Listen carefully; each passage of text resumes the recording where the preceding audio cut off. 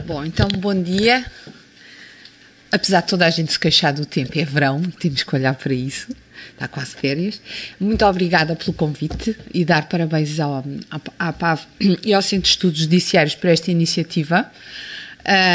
O Dr. João Lázaro propôs-me este tema. Eu trago aqui um bocadinho a minha ideia, a minha reflexão sobre este assunto e também partilhar com vocês a nossa experiência, que é a minha experiência da Escola da Polícia Judiciária. De resto, estão aqui alguns colegas, uns que trabalham no terreno e que fizeram formação, outros dois que trabalham comigo na formação, e nós temos pensado muito sobre estas coisas, não é? Sobre o que é que no terreno os nossos profissionais precisam, porque, por exemplo, as pessoas que são aqui dos crimes sexuais lidam há muito tempo frontalmente com os problemas que têm de interagir com as vítimas e as suas preocupações nas questões da revitimação, e já há muito tempo que nós trabalhamos na formação estas temáticas a pedido do terreno, não é?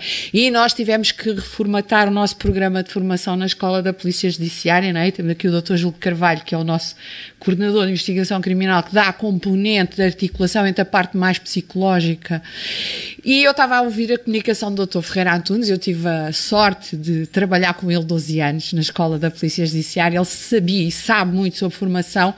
Tudo aquilo que eu aprendi, e eu falo por mim, devo a ele, e nós usamos muito esta inspiração que tivemos destes anos todos que trabalhámos com ele lá, sobre estas questões do que é a formação, o que é que deve conter o programa da formação inicial. Depois nós temos, por exemplo, no caso da formação de polícias, e passa-se o mesmo com a formação de magistrados, aquilo que há muita investigação científica feita sobre formação de pessoas, de profissionais do sistema de justiça, e obviamente aqui estamos a falar de magistrados e estamos aqui elementos da Polícia Judiciária dedicados à investigação criminal.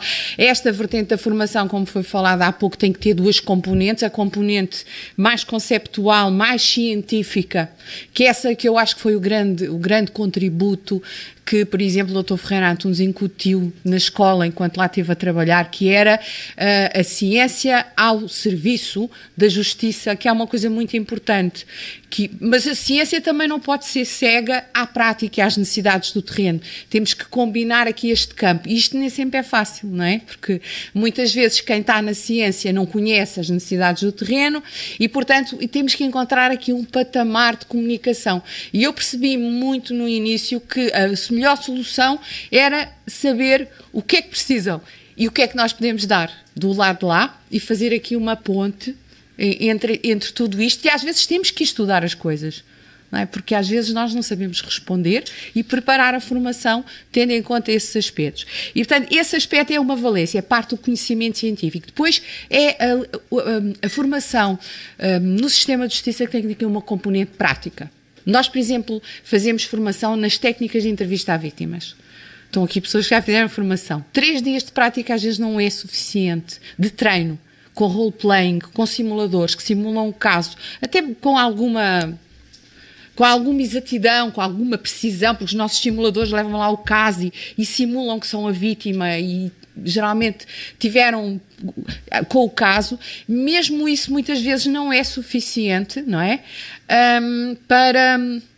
Para a pessoa adquirir a técnica, porque as técnicas são difíceis. Por exemplo, as técnicas de entrevista contrariam a nossa forma normativa de comunicar, que é a confrontação, pergunta-resposta. Portanto, se eu quero usar essa estratégia de comunicação como uma ferramenta de trabalho, eu preciso de fazer um trabalho mais aprofundado. E, portanto, a formação, como há pouco foi referenciado na comunicação anterior, muito bem espelhado, tem que ter estes graus. Portanto, nós devemos começar por aprender e depois, quando já estamos no terreno, temos que começar por fazer. Eu prefiro chamar a reciclagem. É uma palavra horrível, reciclagem, mas tem a ver com a nossa, mas de alguma maneira também espelha o trabalho que nós vamos fazendo. Eu por mim eu faço muita reciclagem, também tenho que pensar nessas coisas, não é? Que é, nós vamos, ok, há esta necessidade, como é que eu ajusto esta técnica? Esta técnica ajusta-se ou não se ajusta, ou, por exemplo, a técnica que nós usamos de entrevista cognitiva, ajusta-se ou não se ajusta às necessidades do trabalho dos nossos polícias, não é? Facilita ou não facilita? Onde é que prejudica, onde é que complica? Portanto, esta reflexão tem que ser feita, e só assim é que nós conseguimos, de facto, deixar de ter uma formação passiva, pronto, que a gente vai lá, mas ter uma formação que tem impacto no nosso trabalho. E isso é muito difícil de fazer, é preciso um grande investimento, não é? Nós, por exemplo, desde 2013 criámos o programa, já estou a antecipar a minha apresentação, mas acho que também é importante, nós discutimos, somos aqui profissionais, portanto não estamos numa formação inicial, é mais uma partilha. E o nosso objetivo era dar formação a nível nacional a todos os profissionais que trabalham na área dos crimes sexuais sobre aquela técnica. E é difícil, não é? Porque uns saem, outros novos entram, andamos sempre. Nós, quando queremos fazer a formação mais avançada, já temos que fazer outra inicial. Mas é assim, isto é um caminho. Mas, de facto, esta diferenciação e a qualidade dos currículos, e o que é que os currículos devem conter e que pessoas é que devem dar essa formação, são questões fundamentais, porque, de facto, a formação é a pedra basilar para nós trabalharmos no terreno. Quando nós trabalhamos com casos que são difíceis, eu por mim falo, sou psicóloga forense, tenho a vertente da formação, mas nós também trabalhamos na vertente da avaliação psicológica forense de agressores, e nós muitas vezes precisamos de ferramentas úteis que nos ajudem a tomar decisões no terreno, que nos ajudem a desenvolver o trabalho e a corresponder a situações de incidentes críticos que muitas vezes temos, não é? Que temos que responder naquele momento. E a formação tem essa valência. E, pelo menos eu acredito nisso, e é essa a linha orientadora. E posto esta questão da formação, eu divido a minha palestra aqui, a minha fala, como dizem agora os colegas, para tentar respeitar o tempo, aqui em duas partes. Eu estava a pensar sobre isto, a minha ligação com a questão das vítimas é muito relacionada com as questões da formação dos polícias em termos de entrevista a vítimas. É a ligação que eu tenho a estes problemas, a questão do funcionamento da memória, como é que se deve recolher informação, os procedimentos e todos os procedimentos que a psicologia forense contribuiu ao longo destes anos para melhorar este desempenho. Obviamente isto aplica-se a todos aquilo que trabalhamos aqui aplica-se a todos os profissionais do sistema de justiça que têm que lidar com estas pessoas que têm características muito diversas. Não é porque são só pessoas, porque são diferentes, mas porque podem ter sido alvo de diferentes formas de criminalidade, e as diferentes formas de criminalidade imprimem nas vítimas diferentes tipos de necessidades, diferentes fatores de vulnerabilidade e diferentes formas de cuidado que nós temos que ter presente. E, portanto, eu pensei aqui num pouco, como é que nós olhamos para as vítimas? Há pouco aqui o doutor João da Silva Miguel estava a falar um pouco sobre a pouca evolução, sobre a visão sobre as vítimas. Isso também depois foi abordado pelo doutor João Lázaro na sua apresentação, e um pouco sobre na comunicação do doutor Fernando sobre os aspectos legais, como a parte da lei como uma ferramenta que nos ajuda a orientar o nosso olhar e a concretizar esse mesmo olhar.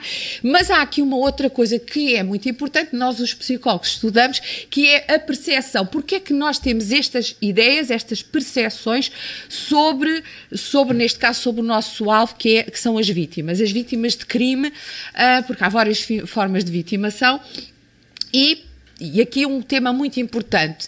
Quando nós recebemos uma vítima, a nossa intervenção tem uma consequência nessa vítima, e daí a questão da vitimação secundária, não é? Que é isso um pouco porque eu vou falar. A questão é que, de facto, o nosso olhar sobre as vítimas sofre uma influência cultural muito importante, e nós hoje falamos com diferentes pessoas que até trabalham no sistema de justiça e de forma associada noutras instituições ligadas, que muitas vezes falam sobre as vítimas com percepções e construções diferenciadas. O que eu trago aqui é um pouco, numa primeira fase da minha comunicação, há alguns aspectos que têm a ver com a evolução da vitimologia, que é uma ciência relativamente recente, que enquadra na criminologia, que integra a criminologia e que, de facto, veio influenciar o nosso olhar sobre a vitimação.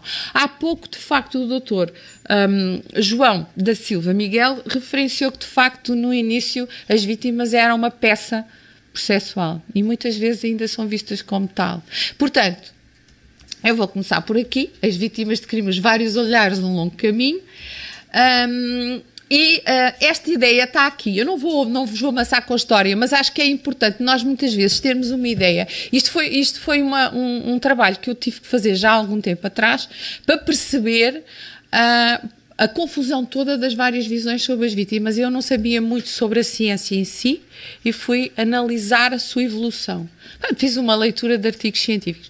E eu ontem estive a pensar e achei que seria importante esta parte. De facto, o século XVIII e o século XIX são um marco importante que humanizam a questão e criminalizam as formas de violência ligadas às formas mais tradicionais, como as vinganças, a honra, a defesa, não é? E de facto, associam a responsabilidade do Estado na relação da forma como... em responsabilizar as pessoas que cometiam crimes deste tipo, não é? Mas vocês que são de direito dominam mais esta matéria. Mas há aqui um aspecto que para mim, eu pus isto aqui a bold, que é importante, que é o ponto de partida, que é, de facto, nesta construção mais orientada, mais definida, mais científica, se nós quisermos olhar, que é, de facto, que se inicia de uma forma mais estruturada na Europa nesta altura, a vítima surge finalmente como uma figura definida, mas como um ator processual.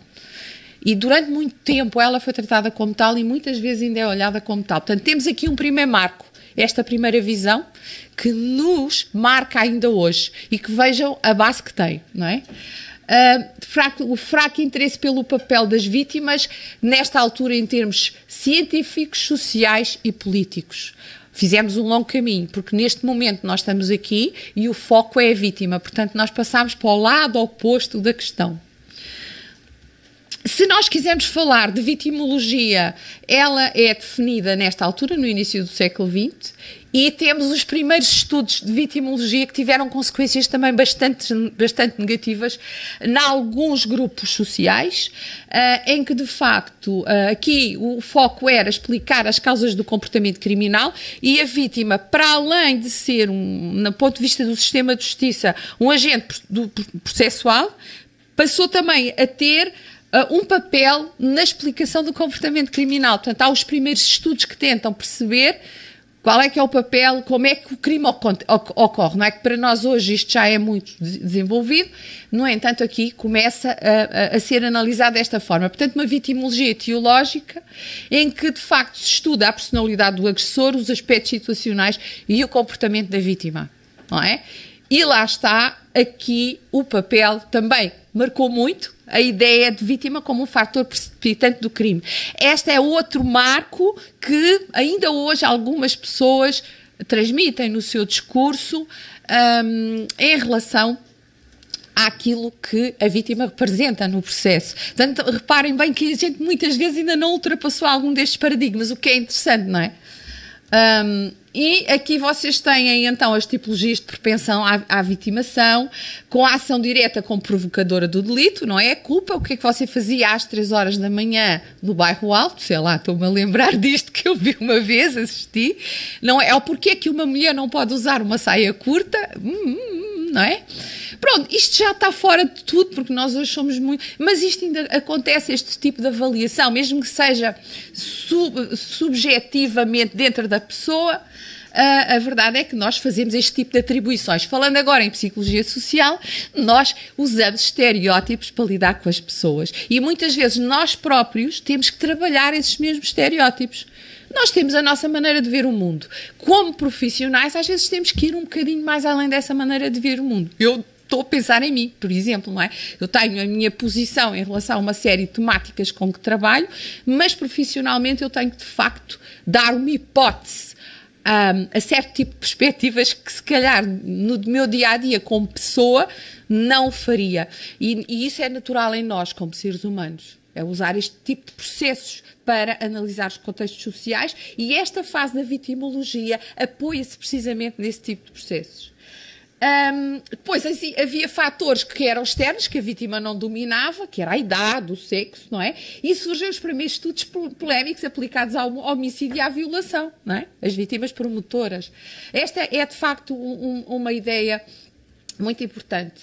Surge o grande, aqui, por contraposição a esta perspectiva, vamos avançar já, vêm os movimentos feministas a quem nós devemos muito também a mudança de paradigma por oposição. E vocês têm então, no século XX, após esta fase, a visão da vítima como alguém vulnerável, e surgem de facto, este movimento surge para corresponder àquela perspectiva científica, mas com pouca reflexão social sobre o impacto dessa cientificidade, não é? Porque, de facto, o impacto que teve foi um impacto muito discriminatório face às pessoas que eram vítimas de crime, do ponto de vista no concreto, no real. Portanto, estes movimentos são mais movimentos, os movimentos feministas, mais do que o movimento científico, é o movimento social que obriga as pessoas a refletir sobre o que é ser vítima.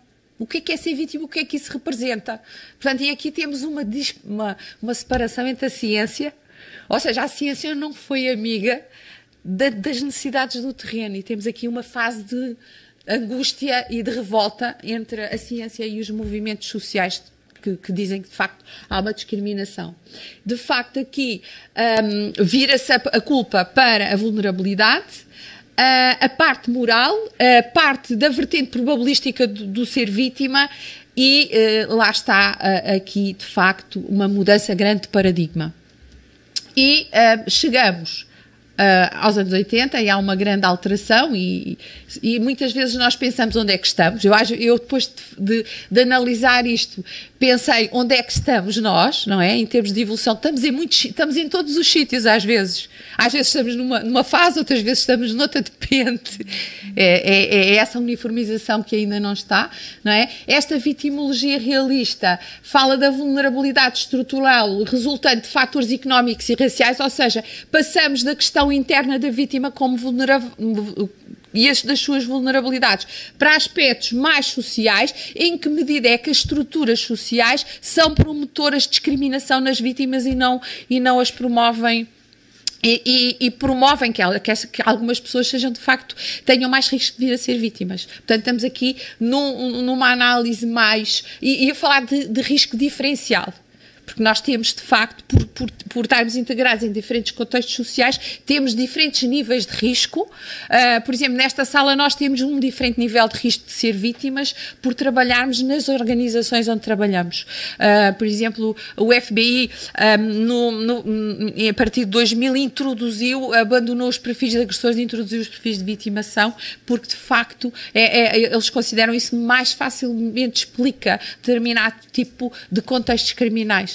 Portanto, dentro um pouco dentro desta ótica.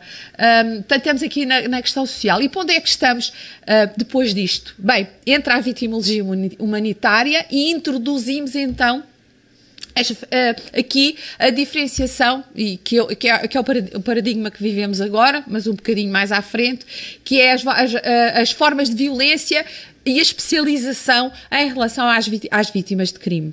E aqui temos, de facto, top sempre foi a violência contra as mulheres e contra crianças, é aquela que mais, em termos internacionais, onde há maior número de publicação. Eu fiz uma revisão sistemática de literatura e mais de 70% das publicações em termos internacionais são sobre estas duas temáticas. É interessante ver a nível internacional.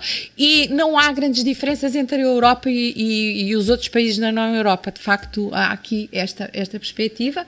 Depois temos, de uma forma mais recente, a violência familiar e conjugal já em questões de género e centradas também nas questões dos homens, que é uma linha mais recente, a violência contra o idoso e a violência contra grupos específicos. E eu acho que neste momento nós trabalhamos esta diversidade, a APAV trabalha esta diversidade, claramente, é uma das instituições de apoio à vítima que mais diversidade tem em termos de resposta aos diferentes tipos de vitimação, e os novos caminhos são a vitimologia dos direitos humanos. que estuda que impactos têm os fenómenos na dignidade nos direitos dos cidadãos, promover o conhecimento da realidade criminal, por exemplo, a realização de inquéritos de vitimação e que têm depois, que contribuem para o desenvolvimento de teorias verdadeiramente explicativas do crime. E aqui o que é que nós observamos? Observamos finalmente uma reposição da ligação entre os movimentos sociais e a ciência. Reparem o tempo que nós levámos para conseguirmos repor essa ligação. Portanto, já o conseguimos fazer no modelo anterior da vitimologia humanitária, mas é claramente aqui, não é? A partir de 2010, estas referências que estão aqui são de 2010, que é de facto as publicações mais importantes sobre esta matéria, a vitimação como um problema de saúde pública, não é? E da paz social, que é de facto um paradigma muito diferente, um paradigma que nos responsabiliza a todos nós, enquanto cidadãos, na resposta a este tipo de problema. É uma mudança completa, não é? Portanto, eu, como profissional e como pessoa que sou, tenho toda a responsabilidade na intervenção, na reflexão deste tipo de problemática. Portanto, é um desafio completamente diferente. E isto é uma coisa muito, esta visão é muito boa porque é a visão, quanto a mim, que permite corresponder àquilo que nós precisamos para podermos intervir de forma adequada, e aqui vamos à segunda parte da comunicação, que é o que é que nós devemos fazer para corresponder a esta problemática. E eu continuo a achar, eu estou aqui a dar a minha opinião, deram-me o microfone e essa hipótese, que é, se nós não trabalharmos de forma articulada todos nós e partilharmos conhecimentos, não vamos a lado nenhum. E isto não se trata de uma colaboração baseada nos conhecimentos pessoais, mas em procedimentos formais que nós, quando iniciamos uma atividade profissional, sabemos como é que devemos executar, independentemente da pessoa que estiver do lado do telefone. Este é o paradigma que nós conseguimos responder nesta perspectiva, que é o trabalho, chamem-lhe em redes, chamam networking, chamem o que quiserem. Nós somos todos profissionais, temos todos responsabilidades e diferentes perspectivas. E se isso não acontecer, não conseguimos atingir este paradigma de trabalho.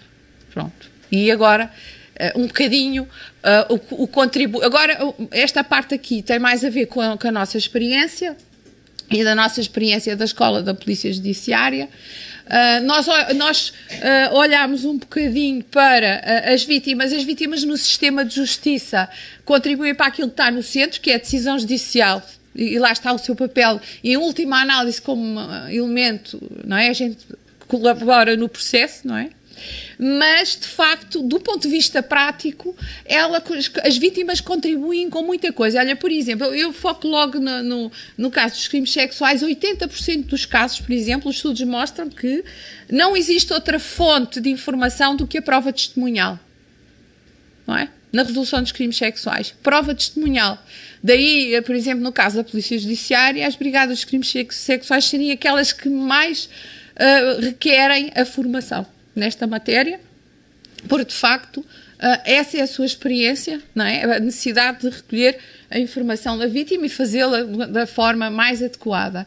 Permite a identificação de suspeitos, permite planear e preparar interrogatório ao agressor, permite recolher outras áreas de investigação, provas sobre um determinado tipo de crime. Portanto, as vítimas têm uma importância muito grande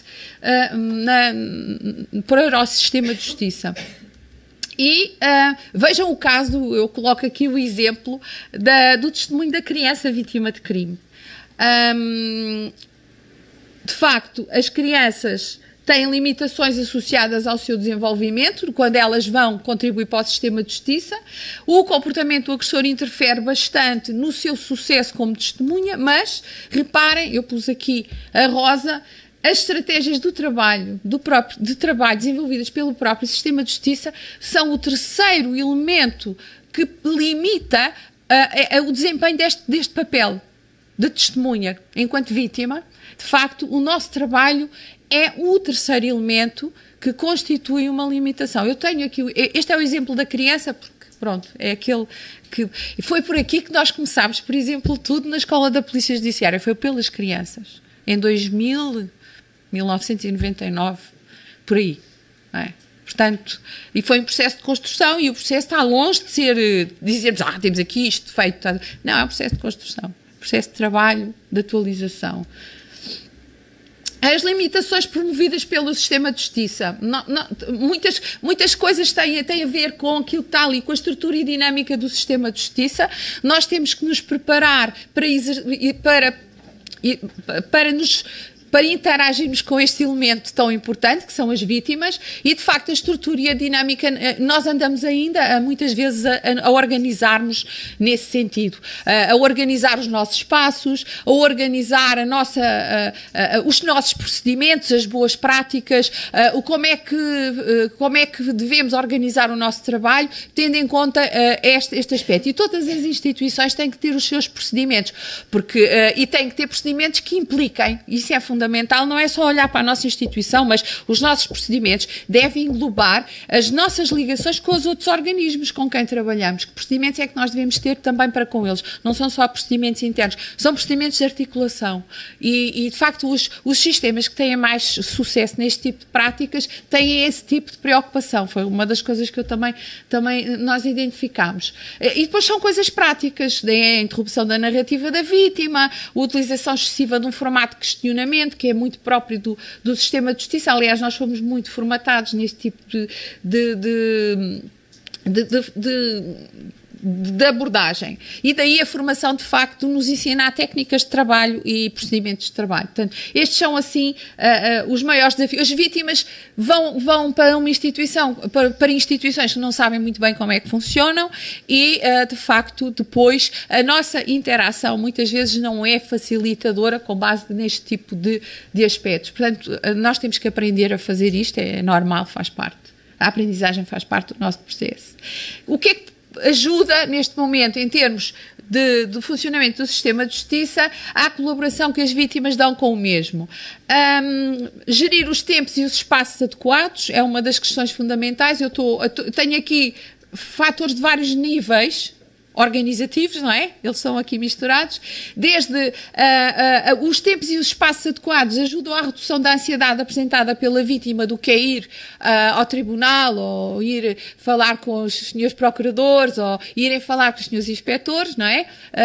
O que é que são essas pessoas? O que é que elas fazem? Porque é que eu estou aqui? Já contei ao psicólogo 50 vezes, agora ainda vou falar mais uma vez. E depois as pessoas recebem, mas agora é que conta. Não podemos dizer isso, não podemos dizer uma vítima, agora é que conta, não é? Não, as outras vezes todas também contaram, os outros colegas fizeram trabalho. A gente até pode dizer, não deviam ter feito isto, mas nós temos que naquele momento valorizar isto tudo, porque a vítima deu o seu melhor. Muitas vezes, não é? E, portanto, a gente depois, em sede própria, diz, para a próxima vez, veja se não precisam detalhar o testemunho da vítima, isto é o sistema de justiça que faz, não é? Portanto, mas naquele momento, face à vítima, nós temos que ter uma postura de articulação e de uniformização. E é assim que nós não estamos a revitimizar com pequenas coisas. São as pequenas coisas que revitimizam, não são as salas, nem os nossos espaços. Nós, pessoas, é que somos importantes. Eu digo sempre, é bom termos uma sala toda XPTO, não é, João? Nós andamos a criar, como é que é? O querido me dei a casa, me dei a sala. Mas o mais importante são as pessoas, são vocês todos, nós todos, que sabemos falar com as pessoas e mesmo numa sala menos bonita, a sala torna-se mais bonita. Uma sala bonita com uma pessoa que diz coisas que nos põem instáveis, torna-se num espaço feio. As pessoas são mais importantes. Invistam em vocês, em primeiro lugar, na formação e no nosso conhecimento. Depois, a presença de outras testemunhas, nós temos que saber, nós temos que ter um conhecimento sobre como é que aquela vítima integra aquele caso. Outro fator importante é a especialização dos profissionais envolvidos. Uma coisa é trabalhar em violência contra as mulheres, outra coisa é trabalhar em violência contra os homens, outra coisa é trabalhar em violência contra pessoas com relações do mesmo sexo, tem particularidades. Outra coisa é trabalhar em violência contra crianças e contra idosos. É todo o mundo que eu só agora vim a descobrir, não é? Que tem tudo de diferente. E, portanto, nós temos que perceber que temos que... e às vezes nós temos... eu já ouvi profissionais dizerem, esta é uma área que me desgasta. É uma área em que eu fico completamente... quero-me ir embora. Mas eu também já ouvi pessoas dizerem que depois de um ano terem feito alguma formação, preparação e partilha, dizem, afinal isto é um trabalho, é uma missão.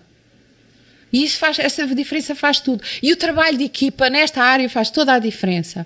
Eu, se não fosse ali os meus parceiros de trabalho, era difícil, obviamente que sim, mas trabalhar também com os nossos inspectores é muito bom, porque eles também vêm à formação e trazem as suas preocupações e partilham-nas e discutem-nas, e isso faz toda a diferença. Porque a formação não deve ser só teoria, deve ser partilha de experiências e de dizer, eu não fiz isto bem ou acho que não deve ser assim, é isso que é importante.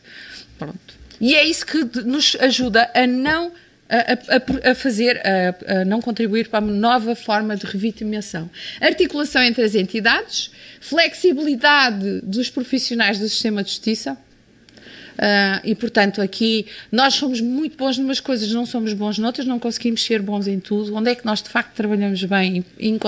É importante nós encontrarmos o nosso espaço e depois, se tivermos a sorte de ir para lá, é muito bom, não é? A questão do conhecer o caso previamente e da preparação, qual o tipo de envolvimento da vítima no acontecimento, qual é o tipo de crime, que características é que tem, e a utilização de protocolos adequados às necessidades da vítima. Porque as vítimas têm, cada caso é um caso, mas os casos... eu sou muito contra esta expressão, cada caso é um caso. Cada caso é um caso, mas nós temos que ter ferramentas e há guidelines. E cada caso tem padrões, os casos estão padronizados e, portanto, nós podemos olhar de forma mais científica para os casos. E por isso existem protocolos, existem instrumentos de avaliação de risco que não só são para ser usados pelos polícias, mas também pelos magistrados e pelos psicólogos e pelos enfermeiros, por todas as pessoas que trabalham nestas áreas, para nós podermos ter uma linguagem partilhada. Podemos usar até ferramentas diferentes, mas os fatores de risco são sempre os mesmos e os fatores de vulnerabilidade estão estudados pela ciência, são os mesmos, independentemente das metodologias que nós temos ou dos contactos que temos com as universidades. Isso não é importante. O importante é que nós tenhamos essa articulação. E este é o nosso modelo de trabalho na formação, que nos inspirou como promover as boas práticas profissionais nas relações com as vítimas de crime, são estes 4 fatores articulados entre si que promovem uma maior eficácia, consideramos nós, este é o nosso ponto de partida, que é a formação e postura dos profissionais do sistema de justiça, neste caso os nossos polícias, os nossos profissionais de investigação criminal e nós próprios, psicólogas forenses, que também fazemos avaliações, o grau de familiarização com o tipo de criminalidade e a vitimação, o tipo de vitimação associada a essa forma de criminalidade, a adequação de protocolos na interação e acompanhamento de vítimas. Esta é outra questão. Existem já protocolos de acompanhamento de vítimas para ir ao tribunal, e muito bem. Mas, por exemplo, as guidelines das Nações Unidas, que já são dos anos 90, salvo erro, estabelecem guidelines para o acompanhamento da vítima desde que ela entra no sistema de justiça, desde o início. Existe um técnico que acompanha a pessoa desde que ela tem um problema e vai apresentar, a pedir ajuda ao sistema de justiça, para lhe explicar todo o procedimento, não é? Pronto. Nós estamos a fazer o caminho, mas é só para partilhar que de facto existe esta realidade em termos de protocolos. E os espaços apropriados? Obviamente que sim, se nós tivermos espaços apropriados, as vítimas sentem-se mais integradas e os nossos profissionais também têm melhores condições de trabalho. São duas coisas muito importantes, a juntar estas duas valências. Não sei se já passei o meu tempo, João. Hã? Já chegaste ao fim? Não cheguei. Pronto, mas por isso. Em termos de grau de familiarização com as várias formas de criminalidade, aquilo que os estudos mostram é que as pessoas envolvidas no processo de investigação e intervenção são os melhores elementos para conduzir, por exemplo, a entrevista de recolha de informação, fazer a prova testemunhal. São as pessoas, os profissionais do sistema de justiça, portanto, vós, polícias e magistrados, que têm melhor conhecimento e que podem melhor fazer a recolha da prova testemunhal. Não sou eu a dizer, são estudos que mostram os países que têm investigação sobre isto. Essa é uma polémica que existe. Não é uma polémica, é uma questão que existe hoje. Quem é que faz a entrevista às vítimas de crimes violentos? Principalmente as crianças. Eu não falo aqui só pelas crianças, também falo por elas, mas por todas as vítimas. Acho que, de facto, nós devemos pensar nas vítimas e só depois pensar, tendo em conta o funcionamento do sistema, quem é que o deve fazer. Mas o foco deve ser nas vítimas, não é quem é que tem o poder de fazer. Mas também temos que pensar quem é que tem o poder de fazer. E quem tem, se calhar, o poder de fazer são as pessoas certas para o fazerem. Mas para isso precisam, de facto, ter preparação, porque é uma área difícil. E porquê? Porque estas pessoas possuem a maior noção do que é necessário recolher e fazer, em termos de necessidade do sistema de justiça, essa recolha. Eu, esta semana, tive o contacto com uma colega brasileira que é psicóloga e ela trabalha também com crianças vítimas de abuso sexual. Ela diz que em alguns estados do Brasil existem psicólogos, por exemplo, que só fazem o que eles chamam de inquirição das vítimas. Eles só fazem isso e depois fazem um relatório. São chamados psicólogos inquiridores. Isto é no estado do Rio de Janeiro. E um movimento social que eles têm interno, mais um movimento profissional, é que neste momento eles não querem já ser só psicólogos inquiridores, porque eles ouvem a vítima e depois não sabem mais nada, não têm a ligação. Há aqui uma perda e muitas vezes não sabem exatamente o que é importante abordar. Não há uma ligação, fazem um trabalho mecânico. Não é? Estão a ver? E há vários modelos e muitas vezes nós olhamos para os modelos e depois não vamos avaliar como é que consequência é que esses modelos têm. Estou-me a lembrar disso. A maior parte dos países, de facto, investe na formação dos profissionais de sistemas de justiça para fazer estas entrevistas.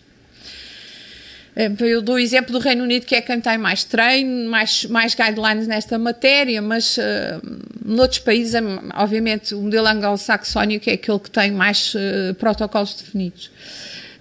E, obviamente, a questão da decisão judicial é quem mais habilitado está para perceber quais são as importâncias e o que é necessário recolher para a decisão, para ajudar, para orientar um relatório e fazer um documento que seja promotor de uma boa decisão judicial, porque, de facto, o juiz faz um trabalho muito difícil e tem que tomar uma decisão. E precisa de consultores, não é? Ao cabo, é o papel que representamos. Depois, já se falou aqui muito sobre isto, a formação e postura dos profissionais do sistema de justiça, que temáticas devem ser integradas na formação dos profissionais do sistema de justiça.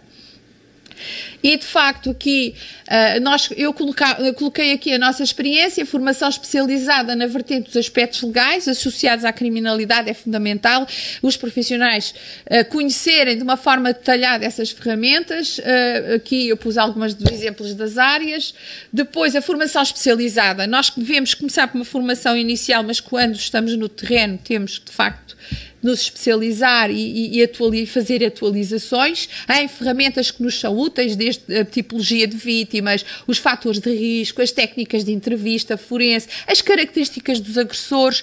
Reparem bem, é engraçado porque eu uma vez, quando comecei a fazer estes estudos, nos anos 90, comecei por fazer o primeiro estudo um estudo piloto sobre violação, e na altura não havia indicadores sobre a vítima. Diziam-me assim, mas para que é que você precisa de estudar a vítima? Você está aqui na polícia para fazer a tipologia dos agressores. Até como é que eu faço a tipologia dos agressores se eu não sei quem são as vítimas? Não é? Que é o lado de lá. E o sistema de justiça dizia assim, não, proteção dos dados, já na altura dizia, proteção da vítima, não podemos ter os dados e isso mudou radicalmente. Pois, progressivamente, agora não, agora no nosso sistema a gente tem acesso à informação completa. Porque a melhor forma que nós temos de proteger as vítimas é conhecer os fenómenos na sua realidade, não é? De forma integrada.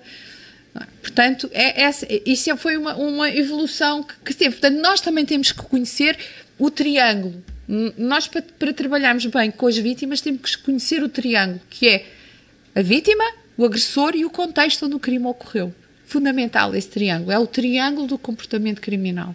Sem isso nós não conseguimos abarcar, porque, por exemplo, numa criança que é vítima de abuso intrafamiliar, o comportamento do agressor é muito intenso.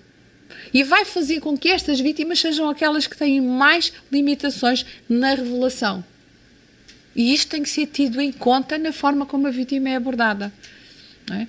Isto é só um pequeno exemplo.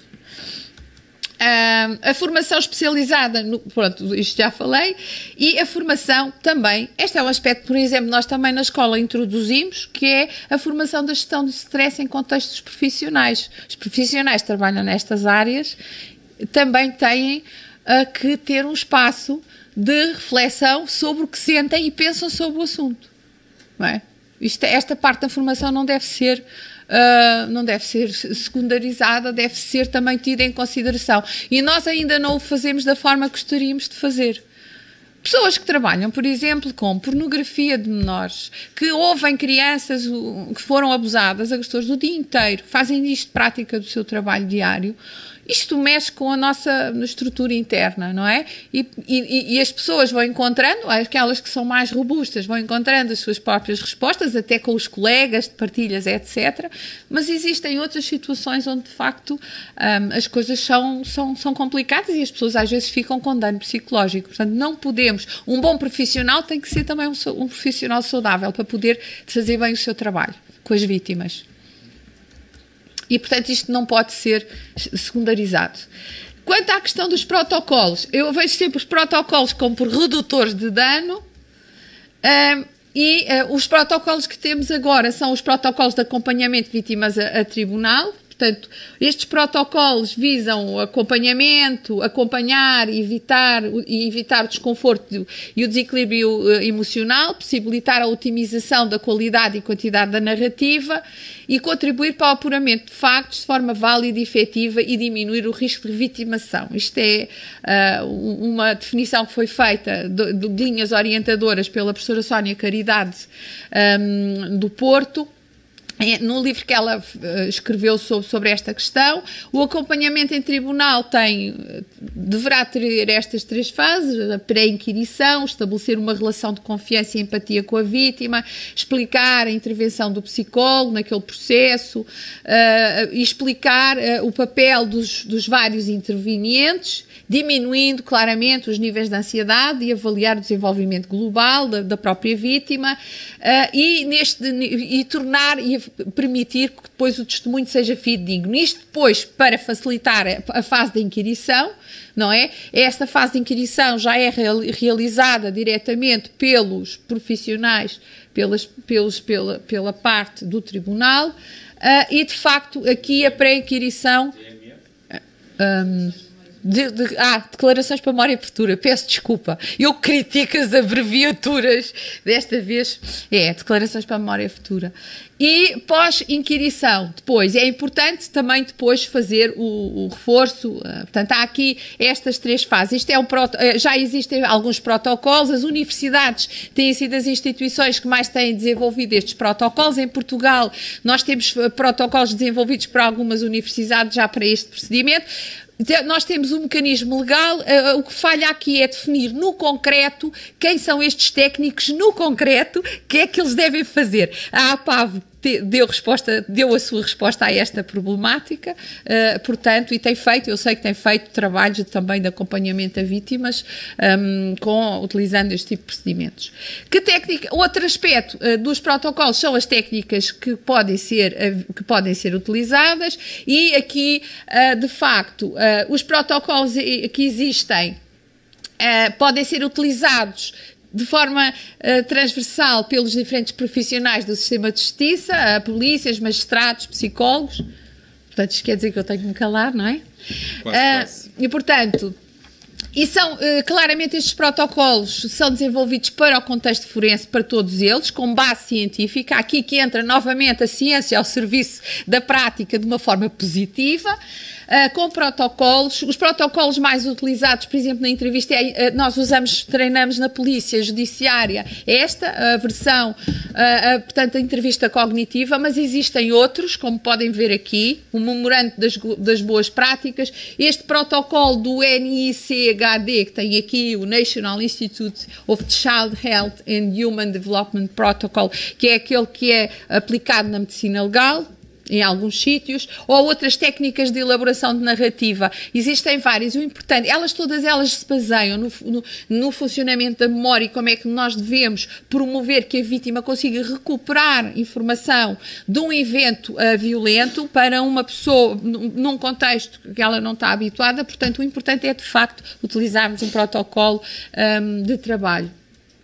E a vítima, as boas práticas têm esta ideia, a vítima é a principal testemunha, por vezes a única. A entrevista deve garantir o menor impacto traumático para a vítima e, ao mesmo tempo, recolher a informação de forma precisa e completa. E ela deve ser, esta entrevista, um procedimento frequente para o sistema de justiça. Mas para a vítima é um acontecimento de vida. Esta é a grande diferença. Para nós, muitas vezes, é um procedimento, para a vítima é um acontecimento de vida e, portanto, nós temos que incorporar este aspecto. E daí a postura do entrevistador ser importante e o facto da vítima não dever ser entrevistada várias vezes ao longo do processo.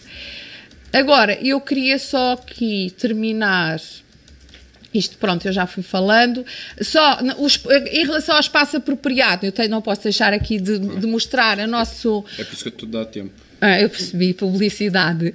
Não, estou a brincar. Este projeto é muito importante. É um projeto que nós já começámos. A primeira sala foi feita em 2013, na Guarda. Está, na altura, o Dr. Gil Carvalho era lá coordenador. Ele tinha lá a sala com as melhores condições da Polícia Judiciária. Nós escolhemos esse departamento por isso.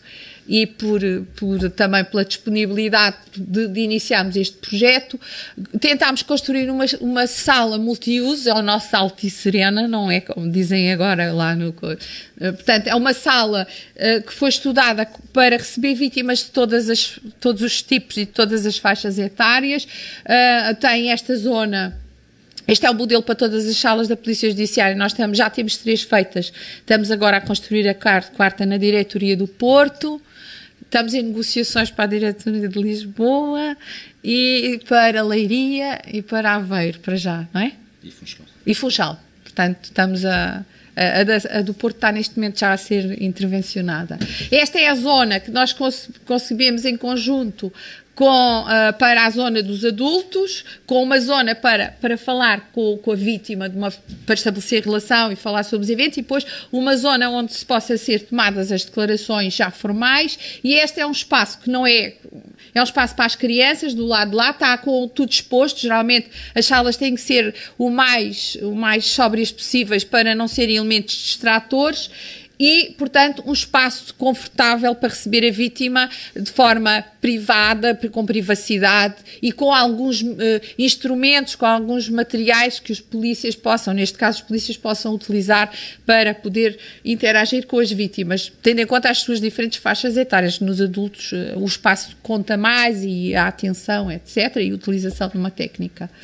Esta foi feita nos Açores, é mais ou menos o mesmo estilo, a gente depois vai adaptando. Importa aqui dizer que o nosso objetivo é depois ter no computador uma câmara de filmar que possa ser depois a entrevista ser monitorizada numa sala ao lado com a presença de entidades que queiram estar presentes. Nós estamos a conceber isto com esta ideia.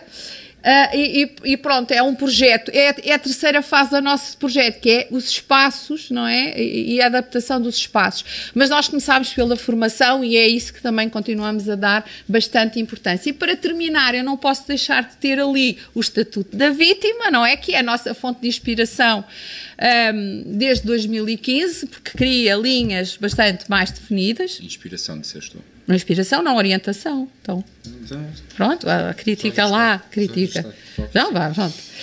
Pronto, não tive a palavra certa, aqui sou o Presidente da APAV. Não, o Estatuto é que não... Não, o Estatuto não inspira absolutamente nada, mas... Está bem, mas é um instrumento que temos. Vamos lá, João, assim, temos um ponto de partida formal, depois, trabalho de alteração, estamos cá para isso. É o que eu acho. Pois, é triste. Isso é com vocês. É triste com que a vocês. nacional seja sempre esta. Depois está bem, mas isso eu deixo para ti agora. Mas temos o Estatuto de Vítima, não é? Que nos faz, que nos obriga, pelo menos, a algumas coisas. Pronto. É a pena é que tenha que ser obrigar, não é? Mas pronto. E, de facto, nós aqui temos claramente 4 patamares, não no Estatuto da Vítima, mas em termos de foco de preocupação, quanto a mim, que é, de facto, os procedimentos que são usados em tribunal para a avaliação da credibilidade do testemunho e aqui incorporar boas práticas, a promoção do trabalho em rede de forma especializada, trabalho em rede de forma especializada é muito importante, a partilha de técnicas de entrevista forense e os procedimentos facilitadores da participação da vítima no sistema de justiça. Acho que são, quanto a nós, neste momento, 4 enfoques que nos vão dar muito trabalho no sentido de nós estarmos à altura do desafio, para, de facto, não constituirmos um elemento de revitimação das nossas vítimas. E por aqui termino.